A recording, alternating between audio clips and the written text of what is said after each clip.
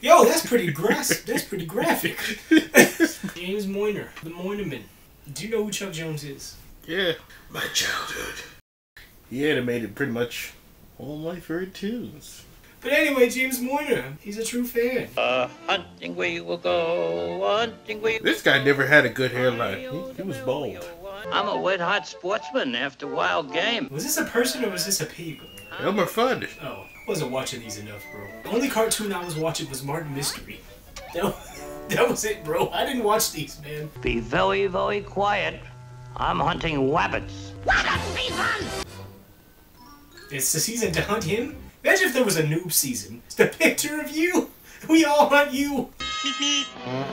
Hello, young. Yo, I did not like this skunk. Anytime I see this skunk, he's always... Me too, bro. Well, he's been canceled. Yo, did that... Wait, I thought that skunk was beating his woman. Like, you resist, we. Like, I thought that's... That would be even more of a reason to drop him off. Let's get this picture started. No, I've been a fan ever since I was born. I think I enjoy the cartoons more as an adult. That guy was coming in for a kiss. The characters got to do the things we all wanted to do, but got punished for it. Capture that creature and read. That's a really black guy. You're absolutely correct. And let me remind you again, folks, that you're listening to Truth or...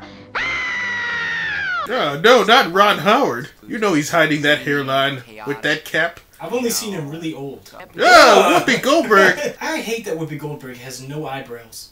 Do you mind waiting just 1 minute, Golden Girl, while I slip into something more comfortable?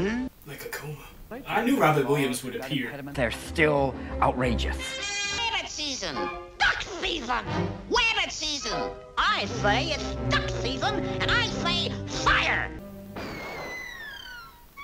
That's like when your homie gets shot in the face, but it goes through his cheek and he lives somehow. For me, they're the little moments, the little hesitations.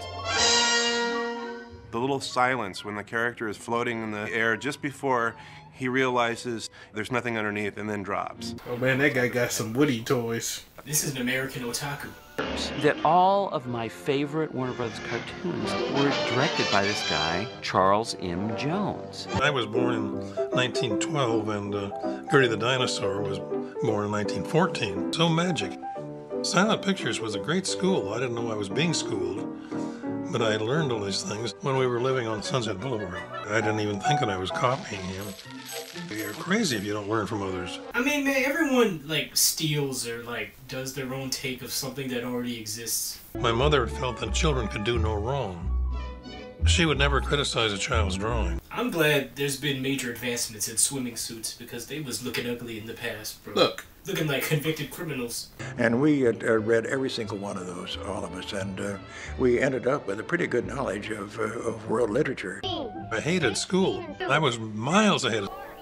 Yo, whoa, what? That was Animorph, bro. That was some Animorph cover. Daydreaming again? The great good luck that I had was my father realized that I was so bloody unhappy in high school that he took me out of high school and put me in Chenard Art Institute. Chuck graduated from the Chenard Art School, I think it was in 1930. He looks like he was drawn, like an animation in life. You could make them look pretty in profile, because they'd never seen their own profiles. And by doing that, they'd go away happy and I'd get my $1. Every time you make a caricature, you lose a friend. You ever see someone get mad at their caricature? Like, I don't look ugly. It's like, you're supposed to look ugly, bro. That's me. Look at that torso. Those eyes and legs. Dude, that's how you are built. Cells were actually made of celluloid, and they cost 7 cents a piece. I remember that clearly. Used them to make animation. They reused them to save money during the Depression. Annex of the original Warner Brothers property on Sunset Boulevard. Sunset Boulevard sounds like a fake location, but it's real. It's kind of a ratty old building, you know, just falling apart. It was the kind of environment where great things come out of. Round, soft, Sniffles the Mouse cartoons, and there's a very pronounced Disney influence in those years. He was kind of doing Disney-type things. Robin! But it wasn't. That mouse is terrifying. I didn't like it, bro. Dude, look at this. He got my features. So wrinkly. He's just a little mouse. I said I was imitating Disney. It seemed to me quite natural to learn how the hell they would do these things like they did. This is a horror film. That's just my house. Disney had established a fortress of very sincere storytelling. I thought Looney Tunes was Disney. Well, isn't it Disney today? I remember reading about Chuck saying that he had directed the draft horse during this period. That man has very eloquent features. He looks animated. Delicate eyes. I've never seen this in my life. I'll wipe him out, that's what I'll do. I'll get him. The military-industrial complex horse. That horse is chasing post-traumatic stress. He's going. This is just a crackhead. They got me. Mother. This guy looks like a Greek sculpture, bro. Like, he has, like, such eloquent eyes. A beautiful man. He's a beautiful man. Where is he? He's in a really crazy house. He could show the degeneration of the character's mind, and it was very effective. You really felt that. One picture I remember that Chuck did, which really was so different. The Dover Boys. The layout and background men were John McGrew and Gene Fleury. Dan Backslide. Dover Boys, where he really learned about clarity of timing and clarity of posing. Rover Boys, Tom, Dick, and Larry, and their arch enemy, Dan Backslide. Who are these guys? The former sneak of Roquefort Hall, coward bully Cad and Thief, and arch enemy of the Dover Boys. Hark, the Dover Boys. I thought he'd have a thick French accent. A runabout. I'll steal it! No one will ever... This is the most villainous villain. Like, you can't be anything else if you look like this, bro. Yo, that was... Whoa, who moves now? That's a creepy movement, bro. Go from one pose over here to another pose over here with what animators call smear drawings at once, and then fold up into the final drawing of its value. You know, he got like that mom type of face. He does. Where they like, I made you some pie, baby. The Roadrunner and the Coyote were entirely Chuck. I never seen an episode of this. I only seen it in commercials. That didn't have a name yet. And in that picture, he didn't even speak. And we always had to write a critique. I remember saying I really thought that that was a great cartoon. What's up, Doc? There's a rabbit down there. Avery did a wild hare, and that's when the rabbit says, "What's up, Doc?" I had to find out was if I was Bugs Bunny, how would I act? Okay, everybody out, main floor. When Bugs Bunny came along in the 40s, and really developed in the 40s, he was sort of the anti-Mickey Mouse. Mickey Mouse wasn't irreverent, a wise guy. He was a mobster? He's got bodies? He had a pugnacious nature that was perfectly suited. Who is this theatrical guy that's after him, bro? Thing is private property, you know. Did you ever hear of the inalienable right of the sanctity of the home? Oh. Music hater. Uh-oh.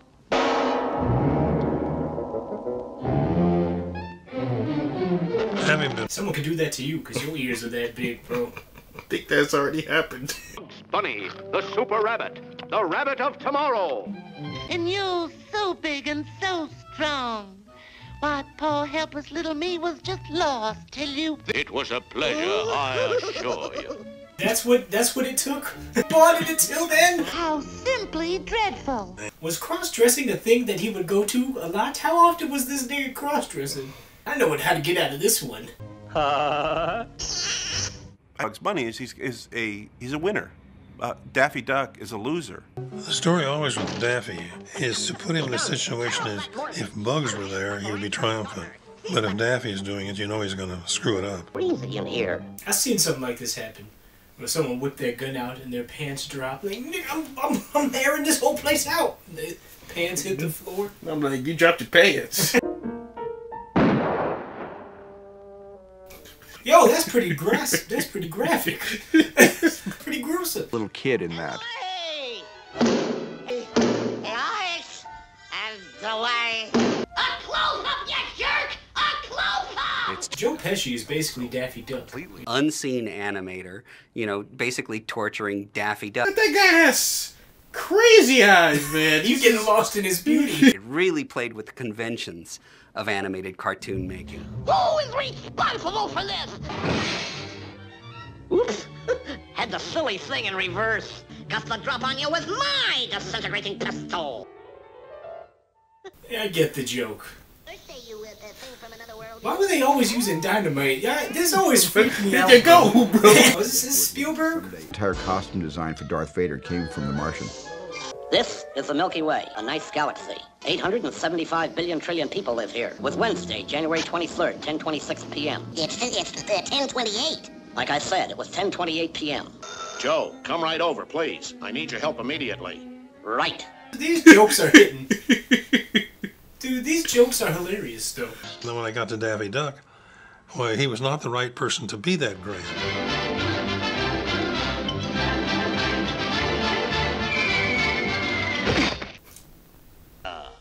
Pepe was relatively simple to me because he was one of the few characters I could completely associate with. Was Chuck Jones an incel? Pepe's he's just a horny skunk. Whoopi, okay. Grow your eyebrows, Whoopi. Look at those three bears with Junior and Henry. Who are these bears? Oh, you about to find out. In the deep woods, there lived 3 bears. And baby bear.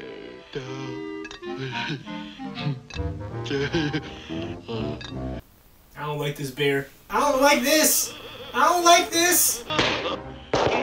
Doing a good thing on Father's Day. Why was there always so many things with wheels just around in this world, bro? Escapable. Yo!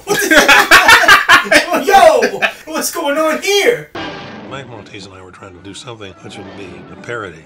Why was everybody chasing everybody else? Dude, when I worked at a retail store, not specific, every time this girl wanted to get past me, she would whisper meep meep into my ear. Feel a hand on my shoulder, meep meep. Now I understand what this means. Victimized by his dehydrated boulders.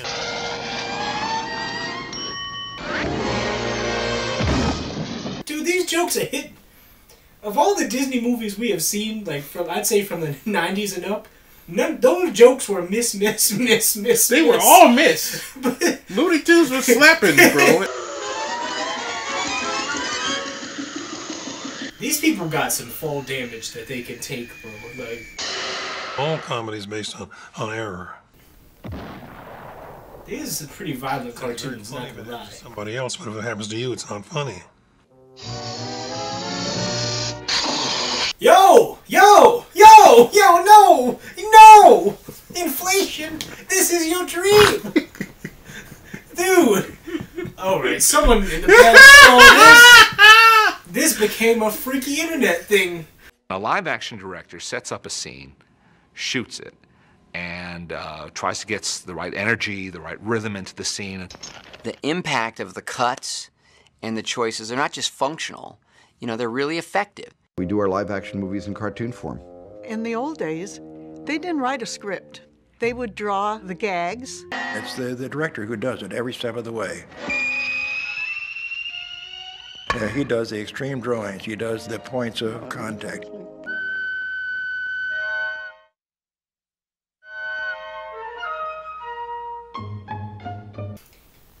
What? I don't know. I don't know. Why did this happen? And this is what I get for never watching these, bro.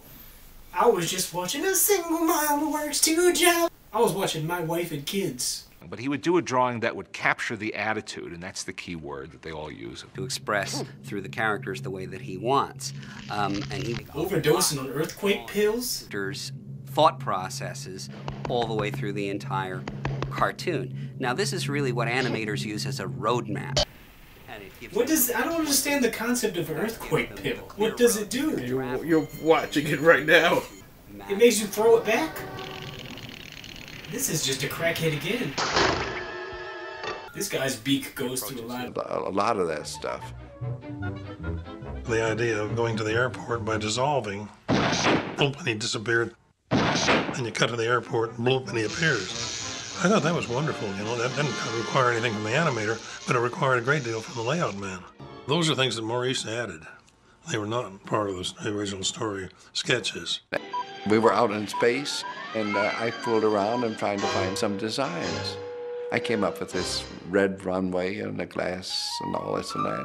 Just a matter of flight of imagination. This time, alley-oop! You know it's gonna break. I thought it would just snap in half. Catapult the father bear up into the air, and they look up in the sky, and he doesn't come down. And so, how long should they walk into the house? How long should it be nighttime before the sun comes up and you hear a rooster crow in the morning?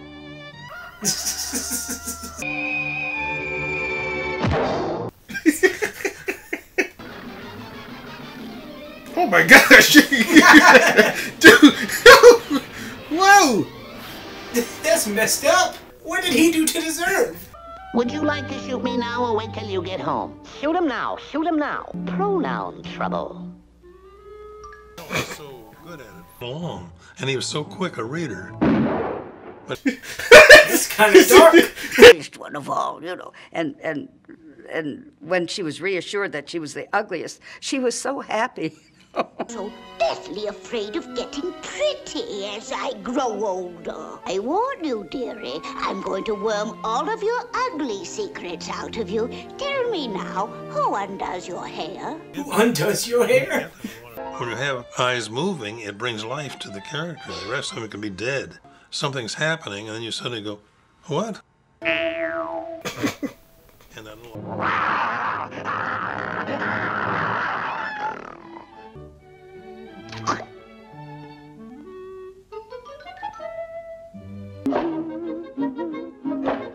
It's gonna bake a kitten pie, bro. Thinks that he's been baked into a cookie.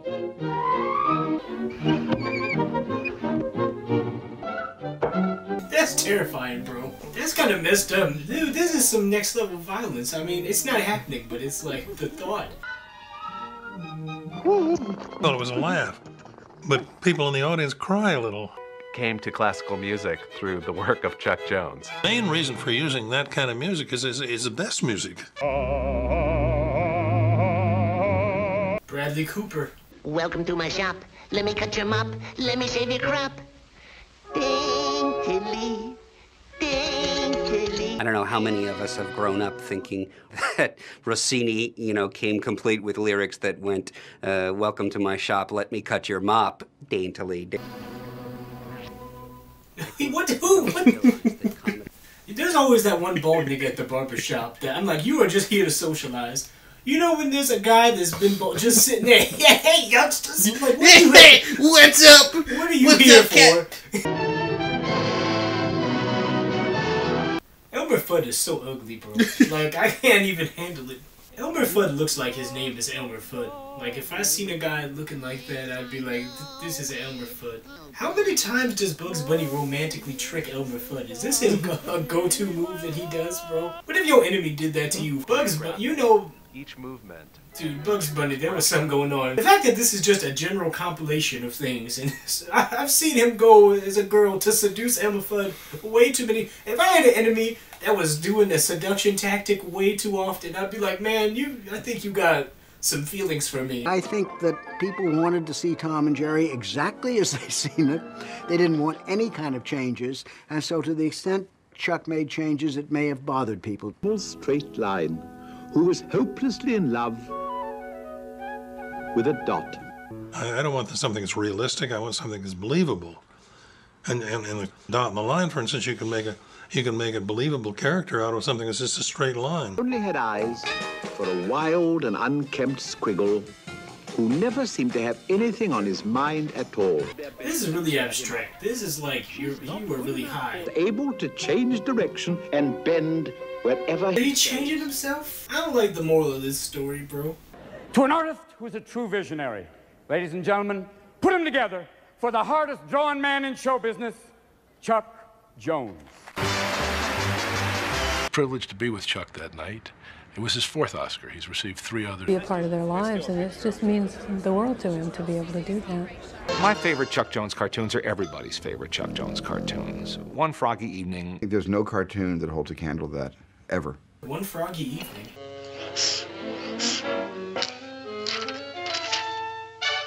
That frog has been in there all this time? Well, that frog is old. Hello, my baby. Hello, my honey. Hello, my ragtime gal. This person looks vaguely Hispanic. I always wondered what would happen if you got a child prodigy that wouldn't prodige.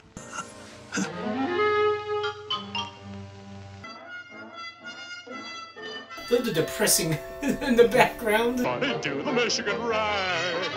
Cartoons are timeless is because the jokes are classic. They still work. Created a generation of imagination.